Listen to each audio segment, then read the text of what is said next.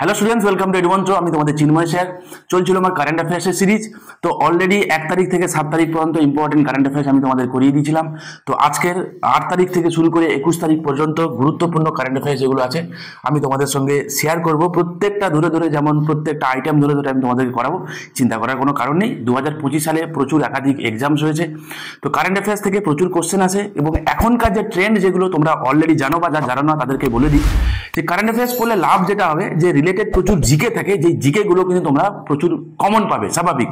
কারণ এখনকার সময় যে ট্রেন্ড যেটা, যে জিকে যেগুলো আসে সেগুলো বেশিরভাগেরই কিন্তু কারেন্ট অ্যাফেয়ার্স থেকে সেগুলো ডিরাইভ করা হয়। ঠিক আছে, তো এই কারণে আমি তোমাদেরকে রেগুলার আমি তোমাদের করাচ্ছি। এবং current affairs, daily current affairs পেতে আমরা আলাদা একটা হোয়াটসঅ্যাপ গ্রুপ আছে। তোমরা চাইলে নিচে ডিসক্রিপশন বক্সে তার লিঙ্ক আছে, জয়েন হয়ে যেতে পারো। সেখান থেকে রেগুলার তোমরা প্রচুর কন্টেন্ট পাবে বিভিন্ন পরীক্ষার, এবং তার সাথে সাথে রেগুলার তোমরা কারেন্ট অ্যাফেয়ার্স তোমরা ফ্রি অফ কস্টে পাবে। ঠিক আছে, ফান্ডা গ্রুপে তোমরা সেখানে জয়েন হয়ে যাও। ওকে, যাওয়ার আগে তোমাদেরকে বলে নিই, তো আমাদের মিসলেনিয়াসের মেন্সের জন্য আমাদের নতুন কোর্স শুরু হয়েছে ডেসক্রিপটিভ প্যাটার্নে, যা আছে এন্টায়ার মেন্সে, এবং তার সাথে সাথে প্রচুর মক থাকছে এবং কোয়ালিটি মেটেরিয়াল তোমাদেরকে প্রোভাইড করা হচ্ছে। তোমরা যদি কেউ চাও, চাইলে এই নিচে আমাদের ডেসক্রিপশন বক্সে নম্বর দেওয়া আছে, চাইলে তোমরা ফোন করে জয়েন করতে পারো। লিমিটেড, খুব বেশি সময় আমরা আর এই ব্যাচটা ওপেন রাখবো না, চাইলে তোমরা দ্রুততার সাথে করো। এবং প্যারালালি 2024-এর যে WBCS এর প্রিলিমসটা অনেকটা পিছিয়ে গেছে। তোমরা জানো 2025 সালে সেপ্টেম্বর মাস নাগাদ হতে পারে পিএসসি জানিয়েছে। তো যেহেতু অনেকটা সময় আছে, এই কারণে 2024-এর প্রিলিমসের জন্য আমাদের নতুন একটা ব্যাচ আমরা লঞ্চ করছি। কেউ চাইলে তোমরা সেখানে জয়েন হতে পারো। ঠিক আছে, চলো প্রথমে আছে গুরুত্বপূর্ণ দিন কি কি আছে সেগুলো দিয়ে শুরু করি। January 6 recognise as world war orphans day. খুব ইম্পর্টেন্ট। তো পরীক্ষায় এসেছে, অলরেডি একবার এসেছিল এনটিপিসিতে, যে বিশ্বযুদ্ধ অনাথ দিবস। অ্যাকচুয়ালি কি হয়েছিল বলতো, বিশ্বযুদ্ধের সময় না প্রচুর তাদের তো প্যারেন্টরা বেশিরভাগ হয়েছিল কি আর্মি যারা যায়, তো তাদের বাবা মারা গেছে। তো তার ফলে কি হয়েছে, বা কেউ যুদ্ধ বিগ্রহের জন্য তার বাবা মা দুজনেই মারা গেছে। তো অনেক সময় হয় কি, তাদের যে অনাথ হয়ে যায় তাদের জন্য এটা পালন করা হয় 6ই জানুয়ারি। দিনটাকে কি করা হয় না, ওয়ার্ল্ড ওয়ার অরফ্যান ডে হিসাবে কি করা হয়, পালন করা হয়। ওয়ার্ল্ড হিন্দি ডে হিসাবে কবে পালন করা হয় না, জানুয়ারির 10 তারিখ। ঠিক আছে, জানুয়ারির 10 তারিখ। মাথায় রাখবে এই বছরের থিম আছে a global voice of unity and cultural pride. ঠিক আছে, 2025 সালের থিম আছে। আর সঙ্গে সঙ্গে একটা কথা মাথায় রাখবো, যে ন্যাশনাল হিন্দি ডে হিসাবে আমরা পালন করি কবে, 14ই সেপ্টেম্বর দিনটা। ঠিক আছে, চলো নেক্সট বলছি, India observes national youth day. তো তোমরা জানো এটা খুবই কমন একটা কোয়েশ্চেন, যে 12ই জানুয়ারি কেন না, স্বামী বিবেকানন্দর জন্মদিনটাকে পালন করার জন্য আমরা ন্যাশনাল ইউথ ডে হিসেবে আমরা পালন করি। ঠিক আছে, নেক্সট চলো, বই ও লেখক। রিসেন্ট নেক্সট টপিকে আমরা চলে গেলাম। তো রিসেন্টলি একটা বই বেরিয়েছে, দ্য ওয়ার্ল্ড আফটার গাজা। ঠিক আছে, দ্য ওয়ার্ল্ড আফটার গাজা। তো বইটা লিখেছে কে, পঙ্কজ মিশ্রাজি। ওকে, পঙ্কজ মিশ্রাজি মাথায় রাখবে। নেক্সট আসো স্পোর্টস থেকে, দেখবো কি যে first ever kho kho world cup. ঠিক আছে, প্রথমবারের জন্য kho kho world cup India host করছে। তা যদি বলে যে এই বছর খোখো ওয়ার্ল্ড কাপ কোথায় হয়েছে, ইন্ডিয়াতে হয়েছে। এই বছর মানে প্রথমবার, first edition of kho-kho world cup ইন্ডিয়াতেই হয়েছে, নিউ দিল্লিতে হয়েছে, ইন্দিরা গান্ধী ইন্ডোর স্টেডিয়ামে। ঠিক আছে, এবং মেল এবং ফিমেল ট্রফি কে জিতেছে, সেটা ইন্ডিয়াই জিতেছে। ওকে, নেক্সট আসো স্মৃতি মান্দানা। তোমরা জানো স্মৃতি মান্দানা আইরিশ দলের বিরুদ্ধে, মানে আয়ারল্যান্ডের বিরুদ্ধে মাত্র 70 বলে 100 রান করে ভারতীয় মহিলা ক্রিকেটারদের মধ্যে দ্রুততম 100 রানের নতুন রেকর্ড করেছে। ঠিক আছে, তো মাথায় রাখবো, যদি বলে যে মহিলাদের মধ্যে কে সব থেকে বেশি মানে অল্প বলে দ্রুত সেঞ্চুরি করেছে, তাহলে আমার আনসার কি হয়ে যাবে, স্মৃতি মান্দানা। ঠিক আছে, কার বিরুদ্ধে করেছে, আয়ারল্যান্ডের বিরুদ্ধে করেছে। এর আগে রেকর্ডটা ছিল কার, হারমানপ্রীত কৌরের ছিল, 87 বলে তিনি সেঞ্চুরি করেছিলেন। ঠিক আছে, চলো নেক্সট দেখি, র্যাঙ্কিং দেখবো আমরা। র্যাঙ্কিং এর দিক থেকে খুব গুরুত্বপূর্ণ একটা লিস্ট বেরিয়েছে, যে ভারত বিশ্বের 3য় বৃহত্তম সক্রিয় মেট্রো রেল নেটওয়ার্কের অধিকারী, চীন মার্কিন যুক্তরাষ্ট্রের পরে। তো যদি বলে রেল নেটওয়ার্কের দিক থেকে ইন্ডিয়ার র্যাঙ্ক কত, তো রিসেন্টলি হয়েছে কি, ইন্ডিয়া হচ্ছে 3rd লার্জেস্ট হয়েছে। ঠিক আছে, মাথায় রাখবো 3rd largest, India has the world's 3rd largest operational metro rail network. ঠিক আছে, কার পরে না, চায়না প্রথম, তারপরে ইউএসএ, চীন ইউএসএ, তারপরে ইন্ডিয়া।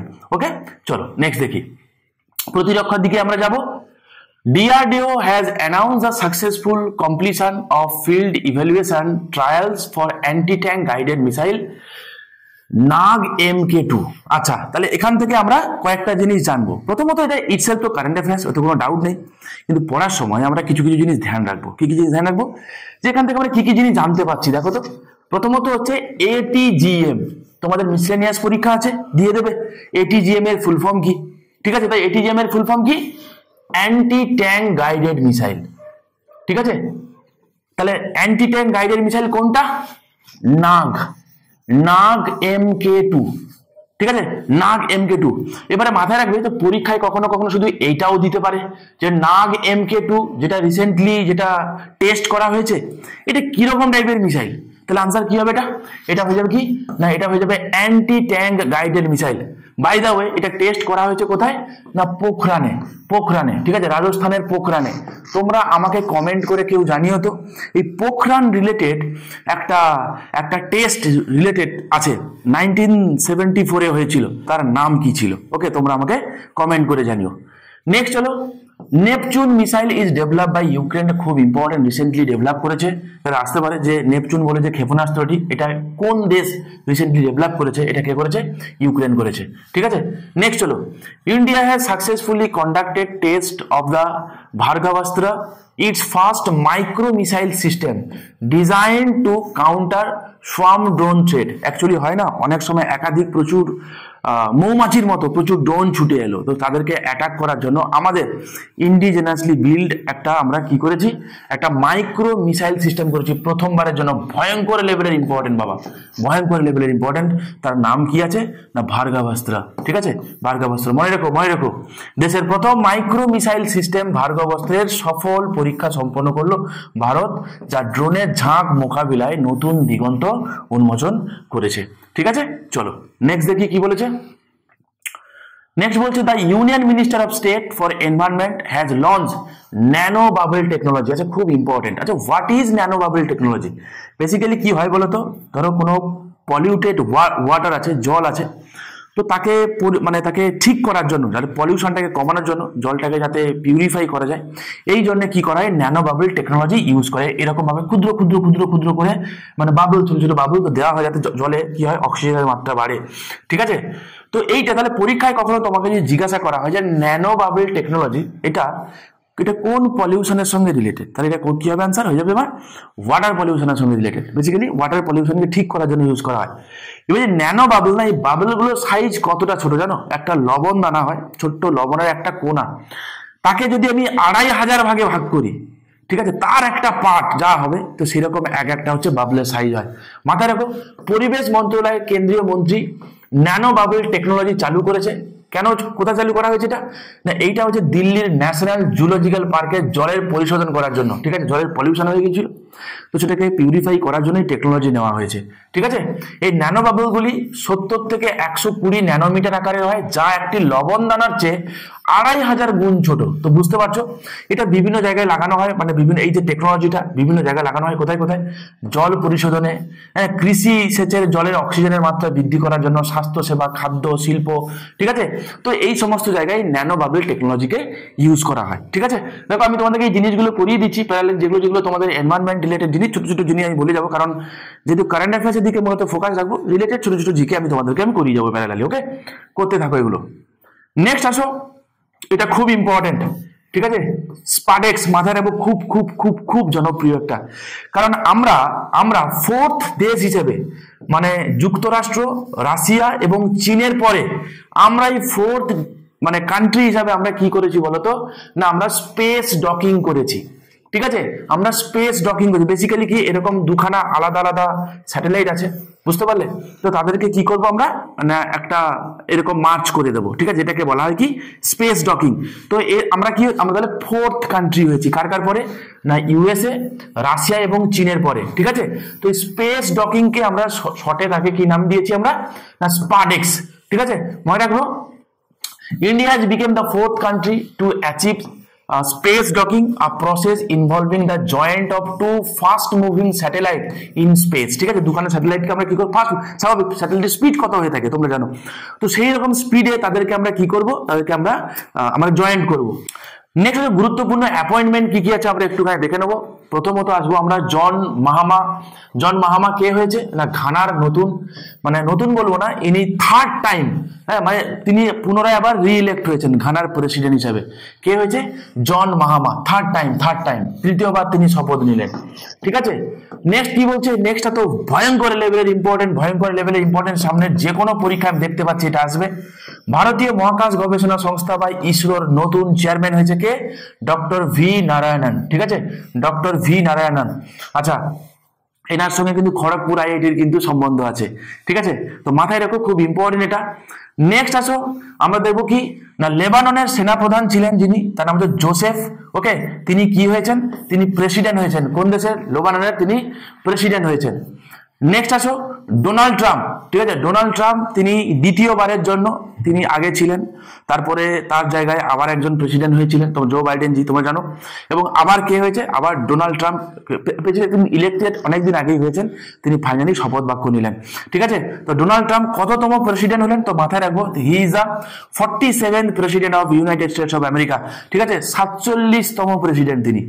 এবং আমাদের একটা কথা মাথায় রাখতে হবে যে তিনি কোন পার্টি থেকে তিনি জিতেছেন? তিনি হচ্ছেন রিপাবলিকান পার্টি থেকে জিতেছেন। ঠিক আছে, আমেরিকার প্রেসিডেন্টাল ইলেকশনে যে কজন প্রার্থী ছিলেন যারা মোস্ট এজেড, তাদের মধ্যে ইনিও একজন, এবং দ্য মোস্ট কন্ট্রোভার্সিয়াল প্রেসিডেন্টও বটে।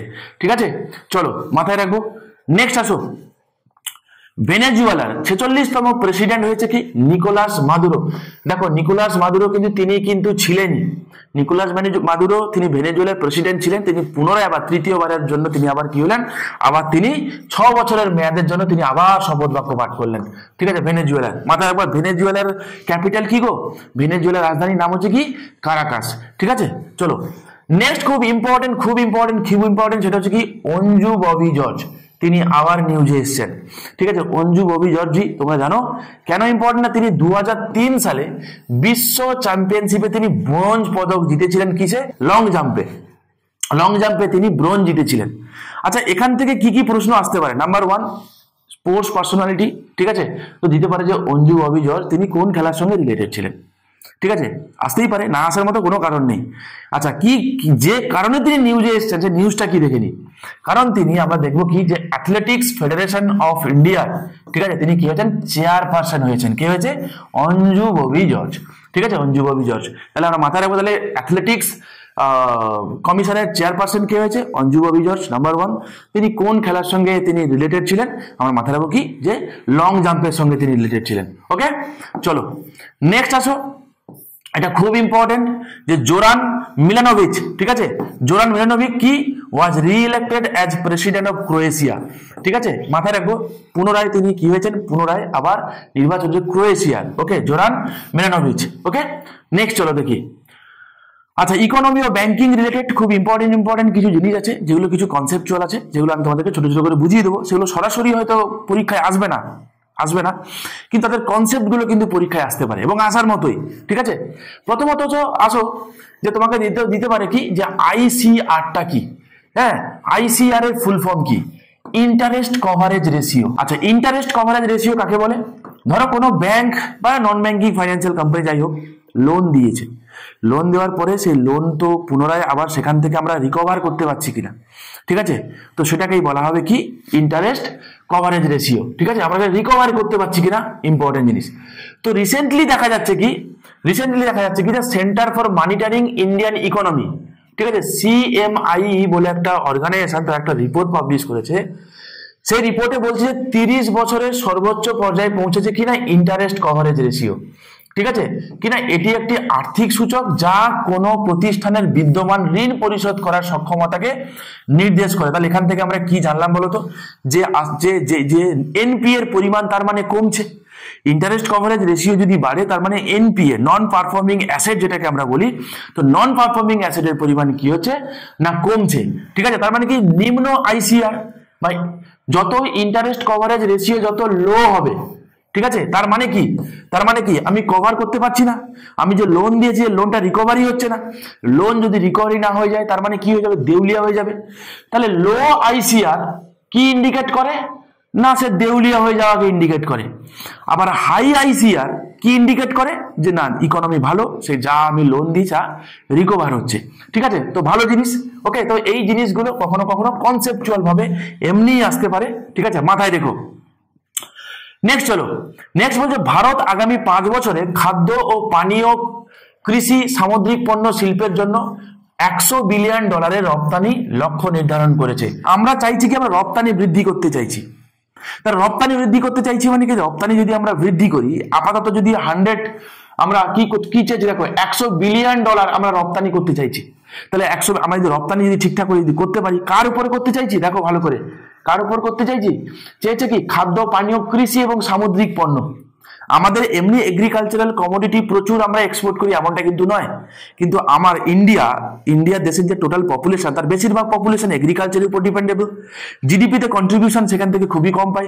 তাহলে আমরা যদি এগ্রিকালচারাল সেক্টরে যদি আমরা ইনভেস্ট করে তাকে যদি আমরা প্রফিটেবল বানাতে পারি এবং সেটাকে যদি আমরা এক্সপোর্ট করে যদি ফরেন কারেন্সি যদি আমরা আনতে পারি, সেটা কিন্তু একটা খুব ভালো উদ্যোগ। ঠিক আছে, তো যাক, আমরা লক্ষ্যমাত্রা রেখেছি কি, যে আমরা $100 বিলিয়ন আমরা রপ্তানি করবো। কত সালের মধ্যে, 2030 সালের মধ্যে। ঠিক আছে, এটা আমরা করতে চাইছি। আচ্ছা, ভারত 2026 সালের মধ্যে জাপানকে অতিক্রম করে বিশ্বের 4র্থ বৃহত্তম অর্থনীতি হয়ে উঠতে চলেছে। ঠিক আছে, এটা খুব ইম্পর্টেন্ট যে ইন্ডিয়া, দেখো ইন্ডিয়া তো এখন আছে ফিফথ 5ম বৃহত্তম অর্থনীতি, তো জাপান এখন আছে 4th। তো যাকগে, তো আমরা চাইছি কি, যে প্রেডিক্ট করা হচ্ছে 2026 সালে গিয়ে আমরা জাপানের জায়গায় গিয়ে বসে পড়বো। ঠিক আছে, চলো নেক্সট কি বলছে দেখি। নেক্সট আন্তর্জাতিক দিয়াগো গার্সিয়া আইল্যান্ড। তো সম্প্রতি আমরা দেখতে পাবো কি দিয়াগো গার্সিয়া আইল্যান্ডকে নিয়ে খুব খবরের শিরোনামে আছে। কেন আছে, কি ব্যাপার, তোমার সন্দীপ স্যার একটা ভিডিও তোমাদেরকে করে অলরেডি দিয়ে দিয়েছে, পারলে তোমরা এই ভিডিওটা দেখো। ঠিক আছে, বুঝতে পারবে দিয়াগো গার্সিয়াটা কেন ইম্পর্টেন্ট। তো এখান থেকে আমরা মনে রাখবো কি, যে দিয়াগো গার্সিয়া যেটা অলরেডি নিউজে আছে, এটা কোন ওশানে আছে, এটা হচ্ছে কি ইন্ডিয়ান ওশানে আছে। ঠিক আছে, চলো নেক্সট দেখি আমরা ব্লু অরিজিন কি হচ্ছে, একটা রকেট। খুব ইম্পর্টেন্ট। জেফ বেজোস তার মহাকাশ অনুসন্ধান উদ্যোগের অংশ হিসাবে তিনি ব্লু অরিজিনটা প্রতিষ্ঠা করেছিলেন, যার নাম তিনি রেখেছেন কি, যার নাম রেখেছেন নিউ গ্লেন। ঠিক আছে, তো এই কয়েকটা কথা মনে রাখবো। দেখো এই জাতীয় প্রশ্ন ওয়েস্ট বেঙ্গল যে WBCS বা মিসলেনিয়াস বা এই জাতীয় পরীক্ষার আসার প্রবণতা হয়তো খুবই কম। ঠিক আছে, আসবে না এই কথা তো কেউ বলতে পারে না, খুবই কম। কিন্তু এই জাতীয় প্রশ্ন, এই হাটকে টাইপের কোশ্চেন কিন্তু আমরা দেখতে পাবো কি, যে সেন্ট্রালের যে পরীক্ষাগুলো যেগুলো হয়, সেটা হতে পারে, সেটা CGL হতে পারে, MTS হতে পারে, CHSL হতে পারে, NTPC হতে পারে। ঠিক আছে, এই জাতীয় পরীক্ষায় কিন্তু হামেশাই কিন্তু এগুলো জিজ্ঞাসা করা হয়। ওকে, নেক্সট খুব ইম্পর্টেন্ট এবং ভয়ঙ্কর ইম্পর্টেন্ট একটা ইনফরমেশন আমরা জানবো, সেটা কি, না চীন বিশ্বের লংগেস্ট এক্সপ্রেস ওয়ে টানেল তৈরি করেছে। ঠিক আছে, চীন, তার নাম কি, সেংলি টানেল। ওকে, সেংলি টানেল নির্মাণ সম্পন্ন করেছে। খুব important. China has finish constructing the Tianshan Shengli tunnel, the longest expressway tunnel in the world. Next আসো, ন্যাশনাল কি কারেন্ট অ্যাফেয়ার্স আছে আমরা একটু দেখে নিই। প্রধানমন্ত্রী অন্ধ্রপ্রদেশের বিশাখাপত্তনমে ন্যাশনাল গ্রিন হাইড্রোজেন মিশনের অধীনে ভারতের প্রথম গ্রিন হাইড্রোজেন হাবের ভিত্তি স্থাপন করেছেন। খুব ইম্পর্টেন্ট। তা যদি বলে যে ভারতের প্রথম গ্রিন হাইড্রোজেন হাব কোথায় করা হয়েছে, দেখুন এখন কিন্তু আমরা রিনিউয়াল এনার্জির উপরে ফোকাস করছি, তোমরা জানো, এবং এই রিলেটেড হাইড্রোজেন রিলেটেড প্রচুর কিছু কিন্তু প্রজেক্ট হচ্ছে। তো এগুলো কিন্তু আমরা চাইছি না যে ইন্ডিয়া 2070 সালের মধ্যে নেট জিরো কার্বন প্রডিউস করতে চাইছে, তো তাকে লক্ষ্য রাখে, বা সেগুলোকে করতে গেলে একদিনে তো সম্ভব নয়। এগুলোই হচ্ছে সেই ইনিশিয়েটিভ গুলো। ঠিক আছে, তো এটা আমাদেরকে মনে রাখতে হবে। তাহলে কোথায় হয়েছে, না বিশাখাপত্তনমে হয়েছে। ঠিক আছে, মাথায় রাখবো। তাহলে ফার্স্ট গ্রিন হাইড্রোজেন হাব কোথায় হয়েছে, তাহলে সেটা হচ্ছে বিশাখাপত্তনম, অন্ধ্রপ্রদেশের বিশাখাপত্তনমে। নেক্সট আসো, ভারতের উপকূল রেখার দৈর্ঘ্য কত। দেখো এতদিন পর্যন্ত কেউ জিজ্ঞাসা করলে আমরা বলতাম ভারতের উপকূল রেখার দৈর্ঘ্য কত, না 7516.6 কিলোমিটার আমরা বলতাম কিনা, কিন্তু এসব এখন অতীত হয়ে গেছে। ঠিক আছে, 1970 সালে যখন আমরা সার্ভে করেছিলাম সেই সময় দাঁড়িয়ে এটা ছিল, কিন্তু আজ আর নেই। ভয়ঙ্কর লেভেলের ইম্পর্টেন্ট। সামনের যে কোনো পরীক্ষায় তো এটা আসছে। ঠিক আছে, তো ভারতের উপকূল রেখার এখন মোট দৈর্ঘ্য হচ্ছে 11,098 কিলোমিটার। দেখো আগে আমরা যে টেকনোলজি নিয়ে আমরা উপকূল রেখাকে আমরা মাপতাম, এখন টেকনোলজি অনেক আপগ্রেডেশন হয়েছে, ঠিক আছে। তো due to upgradation of technology এবং তার সাথে সাথে কোথাও কোথাও দেখবো কি যে একটু ক্ষয়ও হয়েছে। তো ক্ষয়টা হচ্ছে খুব মাইনর ইস্যু, মূলত টেকনোলজি আপগ্রেডেশন হয়ে যাওয়ার জন্য কি হয়েছে, নতুন যে রিসেন্টলি আমরা যে সার্ভে করেছি সেই সার্ভে অনুযায়ী হয়েছে কি যে আমাদের কোস্ট লাইনের লেন্থটা কিন্তু বেড়ে গেছে, ফলে ফলে দেখবো কি যে অ্যারেঞ্জমেন্টটাও বদলে গেছে, ঠিক আছে। দেখো আমরা দেখবো কি গত 53 বছরে মোট 48% বৃদ্ধি হয়েছে আমাদের কোস্ট লাইন, এবং সব থেকে বেশি বৃদ্ধি পেয়েছে কোথায় জানো, 357% বৃদ্ধি পেয়েছে ওয়েস্ট বেঙ্গল। তাহলে যদি বলে কোস্ট লাইনের লেন্থ সব থেকে বেড়েছে কোন রাজ্যে, সেটা হচ্ছে ওয়েস্ট বেঙ্গল, 357% বেড়েছে, ঠিক আছে। এবং পশ্চিমবঙ্গের যে কোনো পরীক্ষার জন্য খুবই ইম্পর্টেন্ট। নেক্সট আসো, যেখানে কেরালা সবচেয়ে কম, মোটে 5% কেরালার বৃদ্ধি পেয়েছে কোস্ট লাইন, ওকে। দীর্ঘতম উপকূল রেখার দিক থেকে দেখতে গেলে গুজরাট কিন্তু এখনো কিন্তু শীর্ষস্থান ধরে রেখেছে। তারপরে কে আছে, তারপরে আছে তামিলনাড়ু সেকেন্ড, তারপরে আছে কে, তারপরে আছে অন্ধ্রপ্রদেশ, ঠিক আছে। তো একটা সময় ছিল যখন গুজরাট প্রথম ছিল, তারপরে ছিল অন্ধ্রপ্রদেশ, তারপরে ছিল কিন্তু তামিলনাড়ু। তো মাথায় রেখো, এখন গুজরাট, তারপর তামিলনাড়ু, তারপরে অন্ধ্রপ্রদেশ, এগুলো মাথায় রেখো, পরীক্ষা এগুলো কিন্তু আসছে। এবারে খুবই ইম্পর্টেন্ট কারেন্ট অ্যাফেয়ার্স, রিসেন্টলি আমরা দেখতে পাবো কি যে ইন্ডিয়াজ ফার্স্ট কেবল স্টেড রেল ব্রিজ হয়েছে, কোথায় বলতো, আঞ্জি খাদ ব্রিজ, ঠিক আছে, যেটা কোথায় আছে, এটা উধমপুর শ্রীনগর বারামুল্লা রেল লিঙ্ক প্রজেক্টে হয়েছে, ঠিক আছে। এটা আমরা মাথায় রাখবো। তাহলে যদি বলে ইন্ডিয়াজ ফার্স্ট কেবল স্টেড রেল ব্রিজটা কোথায় রয়েছে, তাহলে এটা রয়েছে কোথায়, জম্মু কাশ্মীরে রয়েছে, উধমপুর শ্রীনগর বারামুল্লা রেল লিঙ্ক প্রজেক্টে হয়েছে। নামটা কি তাহলে, আঞ্জি খাদ ব্রিজ, ঠিক আছে। চলো নেক্সট দেখি কি বলেছে না, archaeologist have uncovered a মাড brick stadium with advanced engineering and a marketplace dating back to the mature Harappan phase, কোথায়, রাখিগাড়িতে, খুব ইম্পর্টেন্ট। তাহলে রিসেন্টলি আমরা দেখতে পাবো কি যেটা মাড ব্রিক স্টেডিয়াম আমরা পেয়েছি কোথায়, রাখিগাড়িতে পেয়েছি, ঠিক আছে। রাখিগাড়ি কোথায় রয়েছে, হরিয়ানাতে রয়েছে। এবং রাখিগাড়ি আর একটা কারণে বিখ্যাত, কোথায় বলতো না, যা হরপ্পা যুগের একমাত্র ডিএনএ এর প্রমাণ পাওয়া গেছে কোথায়, এই রাখিগাড়িতে পাওয়া গেছে, ঠিক আছে। খুবই ইম্পর্টেন্ট, মাথায় রেখো কিন্তু এগুলো। আচ্ছা, জেডমো টানেলটা এটা তোমরা জানো অলরেডি ওপেন হয়ে গেছে, এবং যেটা যে সোনমার্গে মূলত শীতকালে যাতে টুরিস্ট যেতে পারে এই কারণে জেডমো টানেলটা তৈরি করা হয়েছে। স্ট্র্যাটেজিক্যালিও খুবই ইম্পর্টেন্ট। তো এটা কোথায় রয়েছে বলতো, এটা কিন্তু রয়েছে দেখো তাজিওয়াজ গ্লেসিয়ার, জম্মু কাশ্মীরের সঙ্গে লাদাখকে কিন্তু কানেক্ট করে, ঠিক আছে। তো মাথায় রাখবো আমরা। নেক্সট চলো দেখি, নেক্সট হচ্ছে Bengaluru is set two host south India's first infectious disease research and diagnostics laboratory, ঠিক আছে, IRDL, infectious disease research and diagnostic laboratory, ঠিক আছে। কোথায় আছে তাহলে, বেঙ্গালুরুতে তৈরি হয়েছে, ঠিক আছে। এটা আমরা মাথায় রাখবো। নেক্সট চলো, নেক্সট খুবই ইম্পর্টেন্ট, কেন ইম্পর্টেন্ট বলো তো, India has the largest live stock population in the world, এটা ইটসেলফ ভেরি মাচ ইম্পর্টেন্ট। তোমাদের কিন্তু WBCS যে কোনো পরীক্ষাতে কিন্তু এই জাতীয় প্রশ্ন কিন্তু তোমাদের জিজ্ঞাসা করা হয়, ঠিক আছে। তাহলে ভারত বিশ্বের সব থেকে বড় পশুপালন জনসংখ্যার অধিকারী রয়েছে।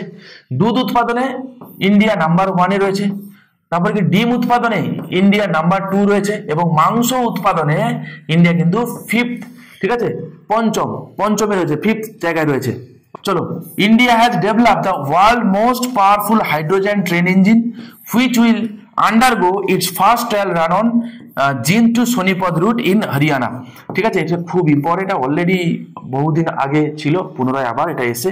তো বিশ্বের সবচেয়ে শক্তিশালী হাইড্রোজেন ট্রেন ইঞ্জিন তাহলে কোথায় চলবে, হ্যাঁ মাথায় রেখো, দেখো চলবে জিন টু সোনিপত, ঠিক আছে, হরিয়ানাতে, হ্যাঁ। নেক্সট চলো, India celebrates the 150th foundation day of the India meteorological department. দেখো IMDর কথা বলি, তো IMD তৈরি হয়েছিল কবে, 1875 সালে। 1875 সালে আরো একটা জিনিস, মানে আরো একটা তৈরি হয়েছিল একটা জিনিস, কি জানো, তোমাদের ক্যালকাটা জুলজিক্যাল পার্ক যেটা আছে, ঠিক আছে, আমরা যে বলি চিড়িয়াখানা, কলকাতা চিড়িয়াখানা তৈরি হয়েছিল 1875 সালে। এই বছর কিন্তু কলকাতা চিড়িয়াখানারও কিন্তু 150 বছর পূর্ণ হয়েছে, ঠিক আছে, মাথায় রাখবে। নেক্সট কি বলছে, Union Cabinet under the leadership of Prime Minister Narendra Modi has given the green light for the construction of a third launch pad at ISRO's Satish Dhawan Space Center। তাহলে ইসরো থার্ড লঞ্চ প্যাড কোথায় তৈরি হচ্ছে, স্বাভাবিকভাবে সেটা শ্রীহরিকোটাতেই হচ্ছে, ওকে। কোথায় আছে, Satish Dhawan space centre, কোথায়, অন্ধ্রপ্রদেশে, ঠিক আছে। ছোট ছোট জিনিস আমরা মাথায় রাখবো বাবা, এগুলো কিন্তু খুবই ইম্পর্টেন্ট। নেক্সট, আচ্ছা, ফাদার অফ ইন্ডিয়ান স্পেস কাকে বলা হয়, ঠিক আছে, ফাদার অফ ইন্ডিয়ান স্পেস কাকে বলা হয় তোমরা আমাকে কমেন্ট করে জানিও। নেক্সট চলো, ওড়িশা গভর্নমেন্ট রিসেন্টলি ডিক্লেয়ার করেছে কি যে প্রত্যেক মাসে 20,000 টাকা করে পেনশন দেওয়া হবে। কাদেরকে না, 1975 সাল থেকে শুরু করে 1977 সাল পর্যন্ত যে ন্যাশনাল এমার্জেন্সি আমাদের দেশে জারি ছিল না, সেই সময় তাদেরকে কারারুদ্ধ করা হয়েছিল তাদেরকে। ঠিক আছে, তো যারা এখনো বেঁচে যারা আছে তাদেরকে 20,000 টাকা করে মান্থলি পেনশন দেওয়া হবে। তো যদি বলে কোন গভর্নমেন্ট রিসেন্টলি ডিক্লেয়ার করে, সেটা হচ্ছে কি ওড়িশা গভর্নমেন্ট। ঠিক আছে, নেক্সট চলো, 16ই জানুয়ারি খুবই ইম্পর্টেন্ট। এই কারণে ইম্পর্টেন্ট যে 16ই জানুয়ারি 2014 সালে প্রথম লোকপাল আমরা তৈরি করেছিলাম। ঠিক আছে, দেখো লোকপাল এবং লোকায়ুক্ত, কেন্দ্রে থাকবে লোকপাল, রাজ্যে থাকবে লোকায়ুক্ত। তোমরা জানো অম্বার্সম্যান যে বলে, স্ক্যান্ডিনেভিয়ান একটা কনসেপ্ট, সুইডেন। ওকে, সেখান থেকে আমরা এই লোকপাল এবং লোকায়ুক্তর কনসেপ্ট নিয়েছি যাতে করাপশন যাতে কম হয়। এই করাপশনকে দমানোর জন্য আমরা এই লোকপাল লোকায়ুক্ত আমরা নিয়েছি। তো তার 11 বছর কমপ্লিট হলো। ঠিক আছে, মাথায় রাখবে বাবা, এগুলো কিন্তু খুবই ইম্পর্টেন্ট। ওকে, আমাদের এখন কারেন্ট লোকপালের নাম কি তোমরা আমাকে কমেন্ট করে জানিও, who is the current Lokpal of India. Next চলো, as part of its commitment to achieving carbon neutrality by 2070 Uttarakhand government কি করেছে, উত্তরাখণ্ড গভর্নমেন্ট আইসল্যান্ড গভর্নমেন্টের সঙ্গে কি করেছে না, জিওথার্মাল এনার্জি রিলেটেড একাধিক প্রজেক্টে তারা চুক্তি সাইন করেছে।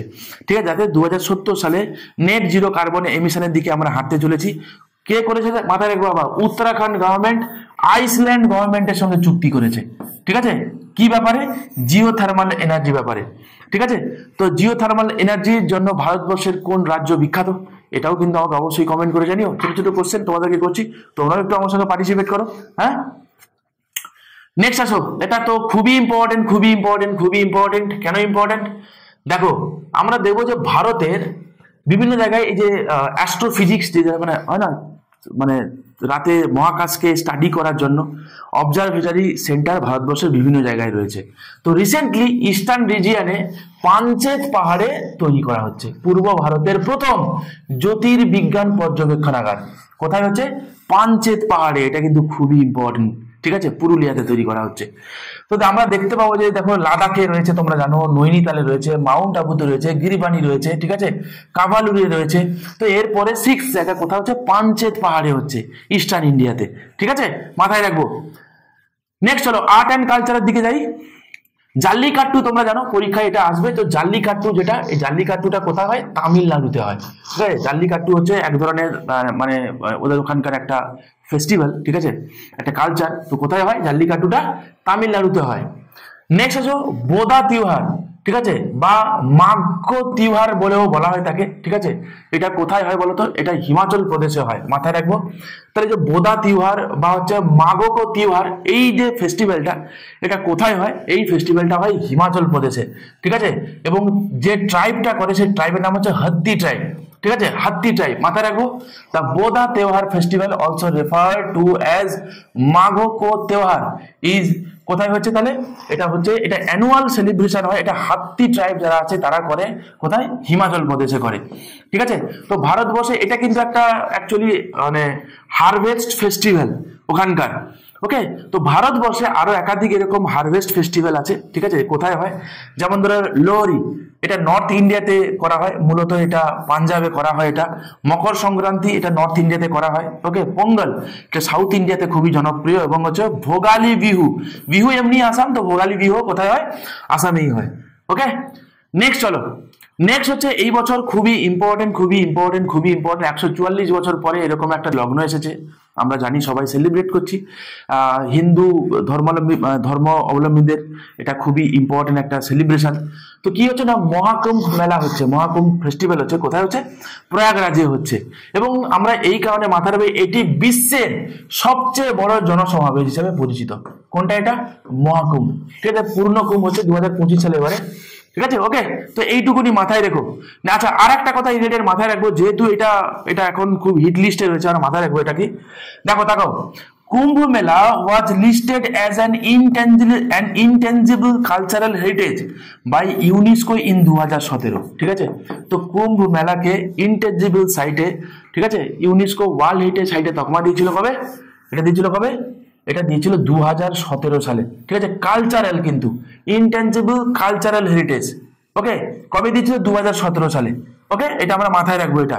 এবং আর একটা কথা অবশ্যই মাথায় রাখবো, যে যদি বলে যে নিচের কোন ফেস্টিভ্যালের কথা ট্রাভেলার হিউয়েন সাং, ঠিক আছে, তিনি কিন্তু মেনশন করেছিলেন এই কুম্ভ মেলার কথা। হিউয়েন সাং তিনি কিন্তু মেনশন করেছিলেন। হিউয়েন সাংয়ের লেখা বইয়ের নাম কি, কমেন্ট করে জানিও, ঠিক আছে। আমি সহজ সহজ প্রশ্ন কিন্তু তোমাদেরকে করছি, ঠিক আছে। মানে কালকে যদি তোমাকে এরকম করে দেয় which of the following is true বা নট ট্রু রিগার্ডিং মহাকুম্ভ মেলা, দিয়ে চারটে দিল যে এর কথা হিউয়েন সাং তোমার হচ্ছে মেনশন করেছিল, তুমি কি জানো? তোমার কাছে কি কোনো ইনফরমেশন আছে? তুমি কি জানো? তুমি বলো এটা তো ভুলই হবে, এ তো ভুল হোনাই না বাবা, এটা 100% সত্যি কথা। তারপর এটা কি, বিশ্বের সব থেকে বড় এটা জনসমাবেশ, একদমই সত্যি কথা, ঠিক আছে, মাথায় রাখবো এটা আমরা। ইউনেস্কো এটাকে ইনট্যাঞ্জিবল সাইটের কালচারাল হেরিটেজ দিয়েছিল এটাকে 2017 সালে। তো কি জিজ্ঞাসা করবে বলা তো খুবই মুশকিল। তো যেগুলো ইম্পর্টেন্ট পয়েন্ট আমি তোমাদেরকে বলছি, সেগুলো অবশ্যই তোমরা পড়ে যাও, এটা খুব ইম্পর্টেন্ট, ঠিক আছে। নেক্সট চলো, কেন্দ্রীয় ও রাজ্য সরকারের বিভিন্ন স্কিম ও কমিটি কি বলছে। নীতি আয়োগের উইমেন এন্টারপ্রেনারশিপ প্ল্যাটফর্ম, যেটাকে WEP বলা হয়, উইমেন এন্টারপ্রেনারশিপ প্ল্যাটফর্ম, কি করেছে না, এমপাও হার বীজ, ঠিক আছে, এমপাও হার বীজ বলে তো স্বপ্নের উড়ান বলে একটা উদ্যোগ মানে একটা চালু করেছে। তো দিতে পারে এমপাও হার বীজ বলে এই যে প্রজেক্টটা, হ্যাঁ, স্বপ্ন কি উড়ান, এমপাওয়ার হার বীজ স্বপ্ন কি উড়ান, ঠিক আছে, এই ইনিশিয়েটিভটা কে নিয়েছে, দিতে পারে। তো এই ইনিশিয়েটিভটা কে নিয়েছে, এটা নিয়েছে কে, নীতি আয়োগের একটা প্ল্যাটফর্ম, যার নাম হচ্ছে WEP বা ওমেন এন্টারপ্রেনারশিপ প্ল্যাটফর্ম, ঠিক আছে, মনে রাখবে। চলো নেক্সট দেখি, রিপোর্ট কে কি রিপোর্ট পাবলিশ করে, এখান থেকেও পরীক্ষায় কোশ্চেন আসে। World economic forum has release the future of jobs report, ঠিক আছে, এইটুকুনি তোমার লাগবে খালি, যে রিসেন্টলি আমরা দেখবো যে future of jobs report publish হয়েছে। তো বলো নিচের কোন অর্গানাইজেশন এটা পাবলিশ করেছে, তো তুমি কি বলবে, মেরে কো পাতা হয়, কে করেছে এটা, ওয়ার্ল্ড ইকোনমিক ফোরাম, ঠিক আছে। ওয়ার্ল্ড ইকোনমিক ফোরামের হেডকোয়ার্টার কোথায় রয়েছে, ওয়ার্ল্ড ইকোনমিক ফোরামের হেডকোয়ার্টার কোথায় রয়েছে, আমাকে কমেন্ট করে জানাবে, ঠিক আছে। আমি দেখি তোমরা পার্টিসিপেট করো কিনা, যে জিকে গুলো বলছি এগুলো করে যাও বাবা, যে প্রশ্নগুলো আমি তোমাদেরকে বলছি সেগুলো তোমরা করে যাও, কমেন্ট করে জানাও। পরীক্ষায় যদি কমন না পাও আমাকে তোমরা সেটাও কমেন্ট করে জানাবে, স্যার আপনি কি পড়াচ্ছিলেন, কোশ্চেন কমনই পাইনি, ঠিক আছে, এগুলোই পরীক্ষায় জিজ্ঞাসা করা হবে, টেনশন নেই। চলো next, the world economic forum release the global risk report, তাহলে ওয়ার্ল্ড ইকোনমিক ফোরাম এটাও রিলিজ করে কি, দ্য গ্লোবাল রিস্ক রিপোর্ট, ঠিক আছে, মাথায় রাখবো। নেক্সট কি, ILO বা international labour organisation has recently published world employment and social outlook, ঠিক আছে, ট্রেন্ডস 2025 রিপোর্ট। তাহলে যদি তোমাকে বলে যে world employment and social Outlook Trends 2025 report, এটা পাবলিশ করেছে কোন অর্গানাইজেশন, সেটা হচ্ছে কে না ILO বা হচ্ছে আন্তর্জাতিক শ্রম সংস্থা, ঠিক আছে। আচ্ছা এর হেডকোয়ার্টার কোথায়, এটাও বন্ধু দাও পাতি প্রশ্ন, ঠিক আছে, এরও হেডকোয়ার্টার কোথায় সেটাও তোমরা আমাকে কমেন্ট করে জানিও। দেখো আমি তোমাদেরকে যেগুলো পড়াচ্ছি সব জিনিস সাথে সাথে আমি তোমাদেরকে এই কারণে বলতে বলি তোমরাও একটুখানি নিজেরা পড়াশুনো করো, ঠিক আছে, করলে কি হয় মনে থাকবে। আমি তো তোমাকে পড়িয়ে দিতেই পারি, ঠিক আছে, আহামরি কোনো ব্যাপার না, নিজে দেখো দেখো কমেন্ট করে অবশ্যই জানিও, এগুলো পরীক্ষায় গেলে জিজ্ঞাসা করবে, ঠিক আছে। চলো নেক্সট কি বলছে, সম্মেলন ও সেমিনারের কথা। রিসেন্টলি আমরা দেখতে পাবো কি যে AI অ্যাকশন সামিট, ঠিক আছে, কোথায় হবে বলো তো, না AI অ্যাকশন সামিট হবে ফ্রান্সে হবে, ঠিক আছে। তো আমরা মাথায় রাখবো যে 2025 সালে AI অ্যাকশন সামিট কোথায় অনুষ্ঠিত হতে চলেছে, না ফ্রান্সে হবে। এবং ফ্রান্সের যে প্রেসিডেন্ট ইমানুয়েল ম্যাক্রন তিনি কি করে ভারতের প্রাইম মিনিস্টার নরেন্দ্র মোদীকে তিনি আহ্বান জানিয়েছেন সেটাকে যোগদান করার জন্য, ঠিক আছে। তো মাথায় রাখবে সেখানে যাবে। আচ্ছা নেক্সট কি বলছে, India will host the 28 conference of speakers and presiding officers of parliaments, মাথায় রাখবে CSPOC, ঠিক আছে। এটা কমনওয়েলথ নেশনসের, এটা 2026 সালে হবে এটা, ঠিক আছে। স্পিকার এবং যারা প্রিজাইডিং অফিসার আছে তাদের যে সামিটটা সেটা ইন্ডিয়াতেই হবে, ঠিক আছে। ওম প্রকাশ বিড়লাজি তাদেরকে কি করবেন, সভাপতিত্ব করবেন, ঠিক আছে। নেক্সট চলো আমরা এনভায়রনমেন্টের দিকে তাকাই, এনভায়রনমেন্টাল কি কি ইম্পর্টেন্ট নিউজ আছে। প্রথমত আমরা দেখবো কি যে রাজস্থানের ডেজার্ট ন্যাশনাল পার্ক নিউজে আছে, এটা ইটসেলফ একটা প্রশ্ন যে ডেজার্ট ন্যাশনাল পার্ক কোথায় আছে, তাহলে রাজস্থানে আছে। কেন ইম্পর্টেন্ট না, রিসেন্টলি আমরা দেখবো যে গ্রেট ইন্ডিয়ান বাস্টার্ড, ঠিক আছে, একটা পাখি, ওকে, এরা পাখি, এই পাখিগুলো কিন্তু মানে খুব লো ফ্লাইট বার্ড, ঠিক আছে, জেনারেলি খুব একটা উঠতে পারে না। এই জন্য এদেরকে খুব ইজিলি শিকার করা যায়। তাই যারা হান্টার, যারা ল্যাদ খাওয়া হান্টার, ঠিক আছে, যারা হয় না হান্টিং এমনি জিনিসটা ভালো নয়, তো যারা ল্যাদ খাওয়া হান্টার তো কাউকে না পেয়ে কি করে এই নিরীহ পাখিগুলোকে গুলি করে করে মারে। তো মারতে মারতে কি হয়ে গেছে না গ্রেট ইন্ডিয়ান বাস্টারের যে পপুলেশন কমতে কমতে কমতে কমতে কমতে কমতে হালাত বেহালাত হয়ে গেছে পুরো, ঠিক আছে। এবং তাদেরকে কিরকম টাইপের আছে দেখো, ক্রিটিক্যালি এন্ডেঞ্জার্ড হয়ে গেছে সেগুলোর অবস্থা, ঠিক আছে, একদম একদম এদের হাল খুবই খুবই পায়ে জায়গায় চলে গেছে। ক্রিটিক্যালি এন্ডেঞ্জার্ড স্পিসিস কোনটা, এই গ্রেট ইন্ডিয়ান বাস্টার্ড। কোথায় কোথায় পাওয়া যায় তো আমরা দেখলাম, একটা তো আমরা রাজস্থানের পাবো, শুধু কি রাজস্থানে পাবো, গুজরাটের কিছুটা অঞ্চলে পাবো, মানে একটা সময় পাওয়া যেত, ঠিক আছে। নর্থ ওয়েস্টার্ন ইন্ডিয়া যে পোর্শন, এই জায়গাগুলোতে আগে মোটামুটি ভাবে পাওয়া যেত, এখন কমতে কমতে কমতে কমতে শুধুমাত্র ডেজার্ট ন্যাশনাল পার্কের আশেপাশে অঞ্চলে পাওয়া যায়, বুঝতে পারলে? তো মাথায় রাখবো এটা আমরা। নেক্সট হলো ফ্লেমিঙ্গো ফেস্টিভ্যাল, এটা খুবই itself very much important. Flamengo festival কোথায় হয়, পুলিকট লেকে হয়। এবং আর একটা নেলাপাট্টু, নেলাপাট্টু বার্ড স্যাঞ্চুয়ারি, তো নেলাপাট্টু বার্ড স্যাঞ্চুয়ারিটা পুলিকট লেকেরই পাশেই অবস্থিত, ঠিক আছে। তো এটা ফ্লেমিঙ্গো ফেস্টিভ্যাল হয়, তো কোথায় হয় এটা যদি বলে যে ফ্লেমিঙ্গো ফেস্টিভ্যাল কোথায় হয়, পুলিকট লেক বা দিতে পারে নেলাপাট্টু বার্ড স্যাঞ্চুয়ারিতে হয়, হ্যাঁ, মাথায় রাখবো এটা। তো কোন রাজ্যে, তো অবভিয়াসলি অন্ধ্রপ্রদেশেই হয়, ওকে।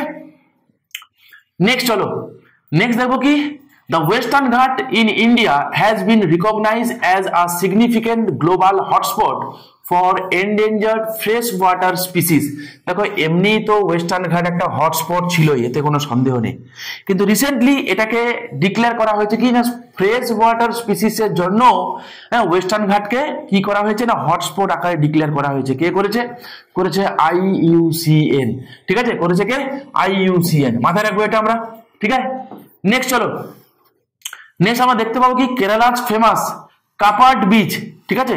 তো কাপাট বিচকে রিসেন্টলি আমরা দেখবো কি যে ব্লু ফ্ল্যাগ বিচের তকমা দেওয়া হয়েছে, ঠিক আছে, এটা আমরা মাথায় রাখবো। ব্লু ফ্ল্যাগ বিচ কেন দেওয়া হয় না, বেসিক্যালি বিচ গুলোকে ঠিকঠাক করে মেনটেনেন্স করা হয় কিনা, এনভায়রনমেন্টালি ঠিকঠাক প্রোটেক্টেড কিনা, একাধিক এরকম তাকে ঠিকঠাক ক্লিন করা হয় কিনা, এরকম করে করে তো একটা অর্গানাইজেশন আছে যার নাম হচ্ছে FEE, ঠিক আছে, FEE বা হচ্ছে ফাউন্ডেশন ফর এনভায়রনমেন্টাল এডুকেশন, ঠিক আছে। এরা কি করে এই ব্লু ফ্ল্যাগ সার্টিফিকেশনটা ইস্যু করে, ঠিক আছে, আমরা মাথায় রাখবো। নেক্সট চলো আর একটা কি না হোলঙ্গাপার গিবন, ঠিক আছে, হোলঙ্গাপার গিবন ওয়াইল্ড লাইফ স্যাঞ্চুয়ারি, ওকে। এটা কোথায় আছে, রিসেন্টলি নিউজে আছে, এটা কোথায় আছে, এটা আসামের জোরহাটে অবস্থিত, ঠিক আছে। চলো নেক্সট, রাজস্থানে একটি প্রধান নদী মানে রিভার লিঙ্ক প্রজেক্ট চলছে, তোমরা জানো সেখানে চলছে। তো তার জন্য বলেছে কি যে রণথম্বর টাইগার রিজার্ভ যেটা আছে না কোথায়, রাজস্থানে, তো এই রিভার লিঙ্কিং করতে গিয়ে, ঠিক আছে, এই রিভার লিঙ্কিং করতে গিয়ে তো বলা হচ্ছে কি যে এই যে বানস রিভার আছে তোমরা জানো, তো এইগুলোকে লিঙ্কিং করতে গিয়ে রণথম্বর টাইগার রিজার্ভ যেটা আছে, তো মোটামুটি প্রায় 37 স্কোয়ার কিলোমিটার এরিয়া, সেটা কি হয়ে যাবে না, সেটা মোটামুটি জলের তলায় চলে যাবে, ঠিক আছে, জলের তলায় চলে যাবে। তো এই কারণে কিন্তু এটা রিসেন্টলি নিউজে রয়েছে, ঠিক আছে, যেটা আমরা মানে অবশ্যই তাদেরকে আমরা এমনি মাথায় রাখতে হবে, ওকে। এখানে একটা দুর্গ রয়েছে যেটা ইউনেস্কো ওয়ার্ল্ড হেরিটেজ সাইটের বটে, তো এই কথাটা আমরা মাথায় রাখবো যে রিসেন্টলি কিন্তু যদি বলে যে একটা রিভার লিঙ্কিং প্রজেক্ট করতে গিয়ে নিচের কোন টাইগার রিজার্ভটা জলের তলায় চলে যেতে পারে, আনসার কি হবে তাহলে, রণথম্বর। কোথায় রয়েছে, রাজস্থানে রয়েছে, ঠিক আছে। তো এই ছিল মোটামুটি গুরুত্বপূর্ণ কারেন্ট অ্যাফেয়ার্স গুলো। যদি তোমাদের ভালো লেগে থাকে, যদি তোমরা চাইলে চ্যানেলটাকে সাবস্ক্রাইব করতে পারো, লাইক করতে পারো। আর যেই প্রশ্নগুলো তোমাদেরকে আমি করলাম, তোমরা যদি এমনি সিরিয়াস অ্যাসপিরেন্ট হও, তোমরা সেগুলো অবশ্যই একটা একটা করে আনসার দাও, ওকে। তো আমার সাথে সাথে তোমরাও করে যাও, আমি চেষ্টা করছি তোমাদেরকে রেগুলার এই কারেন্ট অ্যাফেয়ার্সটা করিয়ে যেতে। সামনের পরীক্ষায় কিন্তু এই কারেন্ট অ্যাফেয়ার্সগুলো তোমরা কমন পাবেই পাবে, ঠিক আছে। ভালো থেকো, দেখা হচ্ছে নেক্সট ভিডিওতে।